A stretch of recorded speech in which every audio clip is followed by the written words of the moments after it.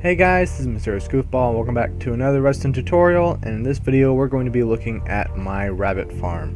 Now, I spent a while working on this rabbit farm because every video I found, well, first of all I just wanted to see if I could come up with a design, but everything I tried and every video I found wasn't working because apparently in I believe 1.8.1 they changed their health from 10 to 5. So lava does not cook them like it used to before. It just kills them instantly. So to get around this problem and to find a way to cook them, I designed my own that uses flint and steel to cook them, and that does not kill them instantly. You get the cooked rabbit meat, but also you got this trap door here so that if you have a looting sword, then you can just swing in there and get some rabbit's feet and more meat and everything that you want. And then if we go up here, you can see we also have a button up here which will make them bob them down, feed them some carrots. All of their babies will drop down, and then once they grow up, all you gotta do is press this button and it'll push them into the fire, cook them up. There might be about 3 left on this side because when they all are in this one area, they might push a few back, but once you get most of them, all you gotta do is press it one more time to get the last couple. Now, as you can see, using it a few times, just pressing the button has worn it down quite a bit. It seems it's used up 10 durability, but all you have to do is just fill the whole thing in with flint and steels, and this should last over 500 uses or button pushings or whatever. So then it will last a lot longer and you won't have to worry about refilling it constantly. Now, just to show how it works, I'm going to press this button. You can right click on all these rabbits with carrots or dandelions, although carrots are a lot easier to farm. And all you gotta do is if you just hide or put away the item that you're using to breed, all the baby rabbits should drop down by themselves, but if you hold them, they're going to stay in the water for a little bit until you suck it back into the dispenser, and then when you turn it off, some might take a little bit of fall damage, but it usually doesn't matter.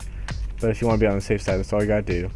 And then if you see here, when we hold a carrot, you can see they'll jump over here and they won't go out, but there is still a chance that another rabbit will push them out. Just because there's a block here, they aren't even trying. So you want to keep that closed unless they're all grown up, or when you want to kill them manually, just to let you know. And once they're grown up, you can either press the button or get your looting sword, go in there, and possibly get some rabbit's feet. Now to build this, you're going to need a 3x4 area and everything in this chest, which is 2 redstone, 1 repeater, 1 observer, 1 sticky piston, 2 dispensers, 1 stone button, and then another button which can either be stone or wooden, 1 dropper, 2 regular pistons, 1 trapdoor, 1 chest, 2 hoppers, a block of your choice, 2 stairs, 11 slabs, 5 glass, 1 cobblestone wall, which could also be a fence post, flint and steel, and water. And again, you can use more than 1 flint and steel so that you don't run out so fast. But other than that, that is everything you will need. Now for the first layer, you're going to start by putting a dropper facing in this direction just so it looks nice. Put a button on the front of that, and this is going to be the front of your build. And then behind it, you're going to have an observer detecting this dropper and going into this block, which is then going to go into this repeater, going into this block, and then you're just going to place a few blocks like this. Then you're going to put a chest here with 2 hoppers going and leading into that, and if you were to throw something into this, you will see it end up in this chest, and that is all for the first layer. Now for the second layer, what you want to do is start off by putting a sticky piston facing in this direction and a piece of redstone right there next to it. You're going to put a stair right here facing this direction so it's flat on this side. Then you're going to put a dispenser facing out into this block, 3 blocks right here and a block right there. You can put a stone slab right in front of this dispenser. It can be any slab, but I'm using stone just because it looks a little bit nicer. For the next layer, we're going to start off by putting a piston facing in this direction and another piston facing in this direction. Then you're going to put blocks all around the sides just like this. and put a cobblestone wall right there, and that is that layer done. For the next layer, we're going to start by putting a dispenser right here, and then you're going to put blocks going all the way around just like this, and then one stair in this direction right there. That can be a full block, but the stair just looks a lot nicer and doesn't have such a sharp corner. The next layer is super simple. We're going to start by putting a bunch of blocks in all of these areas here, except for 2 blocks here and here. And in this block, we're just going to put a piece of redstone dust.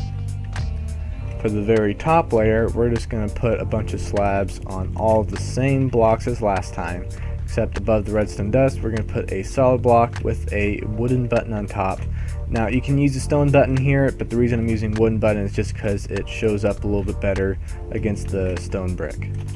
As for this button right here, this has to be a stone button, otherwise the timing won't be the same for the fire dispensing. Next thing you want to do is just put in your 5 glass here, and then right here you want to put a trapdoor that will close in just like that, so you can see. And then what you want to do is just put in your water bucket in this dispenser up here, and then your flint and steels in this dispenser here. Now to fill this up, all you gotta do is get your rabbit spawn egg and just spawn in quite a few rabbits into this top area. But if you don't have a rabbit spawn egg, then I can show you another way to get some rabbits in here.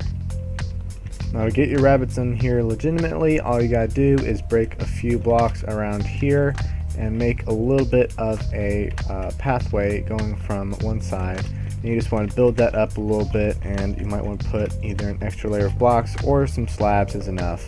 And then all you gotta do is lead your rabbits into this area, which is very easy. If you just make a little bit of a funnel shape for them to go into, you spawn in, well, I'm going to spawn in some rabbits, but you would normally probably just keep a little cage here, and then you would breed them up till you have the number you want. I would suggest 20. It's a good high number without getting too close to the mob cap. Now if we were to get some carrots, just like this, you can see all the rabbits are going to come jumping after me, and they're all going to go into here.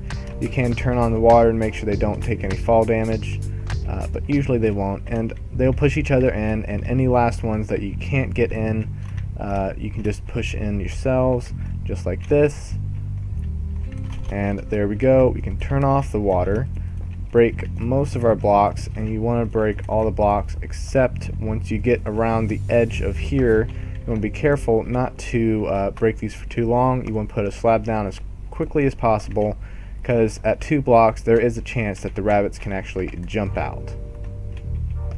Once you get all your rabbits in there, all you gotta do is break this little area around here, your little stairway, platform, whatever you did, and put it back to normal. Now I wouldn't suggest falling in there. One way to keep yourself from falling in is just to build up a little bit and put a slab here. You can see you can still reach in there and breed them, but you won't get in the way. Another thing you can do is get a fence post, just like this. You can put it there. And this is a common way to get in there and breed them. If we do this, you can see we can still breed all of the rabbits, but you can no longer fall into the hole. Now most people who build rabbit farms don't want it for the cooked meat. What they really want is to get some rabbit's feet. So if we were to go in here, you can see we can still reach to all the rabbits. We can kill them and we can get a few rabbit's feet if we're lucky. Now I wasn't able to get any from that batch, but if we try this batch here, kill a few of these, you can see there's one rabbit's foot. We kill a few more. Come here. There we go, we got that one. Check this chest.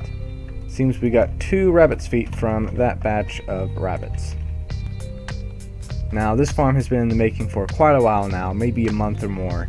And in that time, my friend MysteriousGoofBall has uploaded his own video where he designs his own rabbit farm, although I would like to point out that his looks exactly like another design by someone who you may have heard of. His username is Tangotech.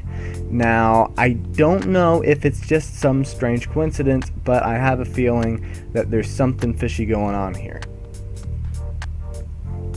But that's all for me. If you enjoyed this video, leave a like. Leave a comment on what other farms I should design, and also leave in that comment some of the features that you've been looking for in other designs and haven't been able to find, and I'll see if I can include them in my design. Subscribe if you want to see more videos like this, and I'll see you guys in the next video. See ya.